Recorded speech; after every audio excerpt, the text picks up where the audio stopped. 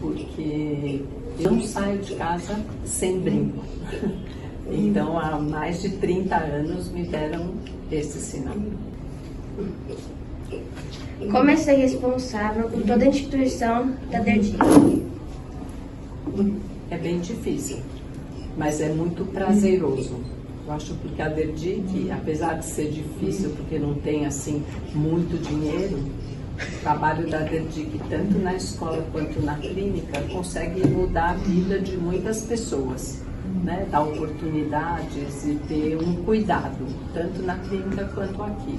Na escola, eu acho que vocês vão ter oportunidades de ter um conhecimento de mundo, que eu entro aqui, acabei de falar para a Lara, como é bom fazer a diferença. Então é difícil porque precisa ir atrás de financiamento, dinheiro para a gente conseguir ter tudo em ordem, todos os equipamentos, todas as coisas que vocês precisam. Por outro lado, é muito prazeroso. Então acho que o saldo é positivo. Eu gosto muito de estar nessa posição. Qual é o diferencial do IESP na sociedade? A diferença, eu acho que é imensa. Nesse momento que eu acho que vocês estão numa transição, que nós fizemos uma opção de deixar para o município o fundamental e assumir junto com vocês uma responsabilidade quando vocês entram na adolescência e estão preparados vão se preparando para entrar no mercado de trabalho. Eu acho que é um trabalho mais difícil, que envolve muita liderança, que envolve um grupo pequeno e o desafio da sociedade começar a entender mais e se preocupar mais com quem é o falante de Libras. Você gosta do trabalho que faz? Eu adoro o trabalho que eu faço. Outro dia alguém me falou assim, tem gente que faz um trabalho e fala assim, não vejo a hora de me aposentar para poder ficar em casa. Tá? Eu acho que mesmo se eu me aposentasse, eu ia trabalhar na mesma coisa que eu faço. Eu tenho um prazer enorme de trabalhar com família, de trabalhar com a sociedade, de ter projetos que fazem diferença na vida das pessoas. Né? Eu acho que o foco que eu vejo assim no ensino médio de vocês é resgatar a questão do português escrito.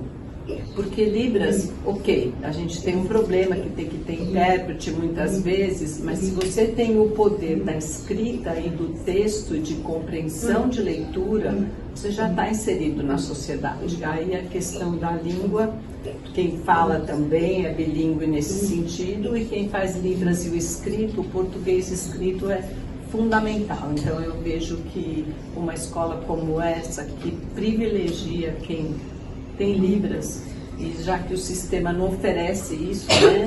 Porque eu vejo, eu tenho muitas crianças que eu conheço que estão na inclusão e que a vida dela na escola é ela e o intérprete, né? E isso é muito solitário. Então eu acho que a nossa política teria que ir se revendo aos poucos. Eu acho que a DERDIC está sendo pioneira nesse sentido. Quanto tempo você está na DERDIC? Vocês vão olhar para as minhas rugas e vão saber, há muitos anos. Eu trabalho na PUC desde 78, 79, e aí as aulas práticas da fonoaudiologia já eram na DERDIC. Então eu sempre estive na DERDIC porque eu dava aula da disciplina que põe aparelho nos adultos, nas crianças, então eu sempre estive aqui.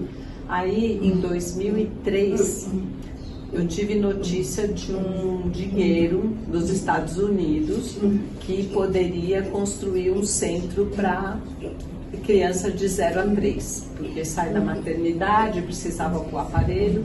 Aí a gente conseguiu um bom dinheiro para construir o SEAC. Não sei se vocês já visitaram, estão convidadas a visitar. Então a gente conseguiu um dinheiro dos Estados Unidos, de uma fundação chamada Tinker, e construímos aquilo para dar mais conforto para as mães, maior probabilidade de conseguir caminhos para as pessoas com perda de audição. Então ficou o predinho lá. Nessa época, como fui eu que fui atrás do dinheiro e montei, Aí a DEDIC me convidou para ser a coordenadora do CA, que foi aí que eu comecei de verdade a ter um papel mais específico aqui dentro. Aí depois de 2015, eu acho, daí foi a mudança da estrutura de toda a instituição. Então, em vez de ter um diretor, ia passar a ter um superintendente. E aí a Fundação São Paulo me convidou para ser a superintendente. Foi assim que eu vim parar aqui na vida de vocês. Por que você escolheu esse cargo?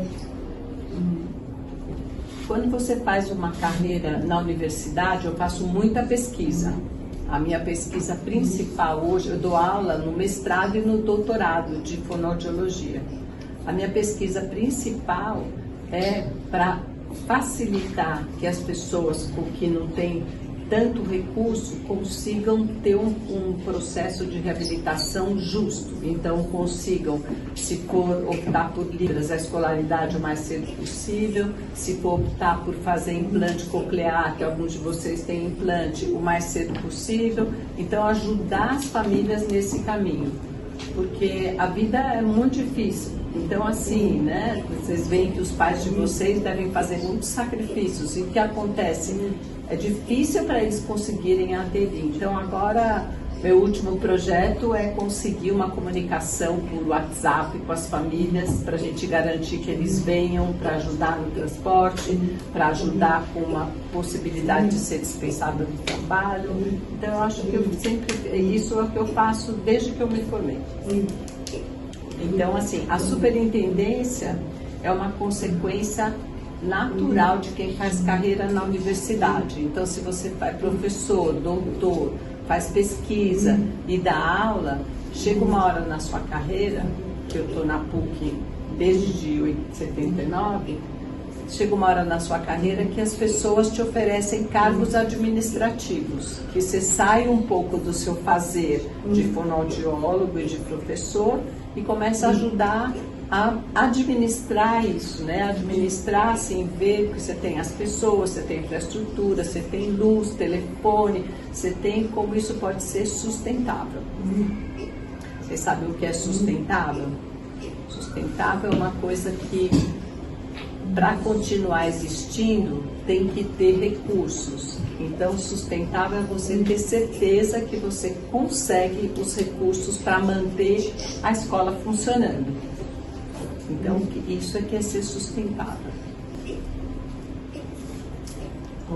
Você sente orgulho do que você faz? Muito, muito. Eu tenho uma sorte de adorar o que eu faço. Isso é assim, se acordar de manhã, isso que eu desejo para vocês, escolher uma carreira, uma profissão, uma atividade que te dê prazer, né? Isso chama vocação. O que é isso? A vocação é uma coisa que você sente quando você está fazendo alguma coisa. Pode ser uma pintura, pode ser tratar de pessoas, pode ser construir coisas. Quando você encontra dentro de você aquilo que te dá prazer, se você conseguir coincidir a sua vocação com a sua ocupação para você poder ser independente financeiramente, é um presente de Deus. Assim, que Deus inspire você descobrir a vocação e conseguir trabalhar naquilo que você tem vocação para fazer. Eu quero pedir desculpa de não saber Libras. Por quê? Porque toda a minha história foi na tecnologia e no trabalho com bebês que punham aparelho. E muitos desses bebês, que alguns aprenderam a falar, outros não, e foram para a escola de Libras. Mas eu sempre trabalhei nesse começo, então eu nunca fui aprender. E hoje é uma língua complexa, difícil, e que tem gente aqui que está começando a aprimorar agora, mas vocês têm que ter muito orgulho, porque é uma língua completa. Mas o desafio maior do Brasil inteiro e do mundo inteiro é você, com Libras bastante aprimorada, você ter acesso ao escrito, ao português escrito. É fundamental para vocês, para a vida, investir no texto, escrever carta, escrever bilhete e ler. Então, assim, acho que se todo mundo que não tem perda de audição tem que ler um livro por mês, vocês têm que ler 2, porque o vocabulário vai chegar pela escrita. Então eu tenho vários pacientes que falam ou que têm Libras, independente. Os que têm sucesso e conseguem alcançar uma carreira são os que dominam a escrita.